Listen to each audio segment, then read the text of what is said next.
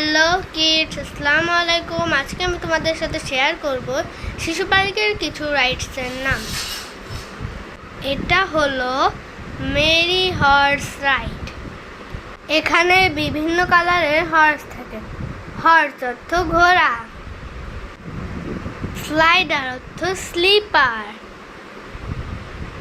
Swing অর্থ দোলনা, কার অর্থ গাড়ি, হাই গ্রেড অর্থ বক পাখি, জিরাফ অর্থ জিরাফ, ডাইনোসর অর্থ ডাইনোসর, ট্রেন অর্থ রেলগাড়ি।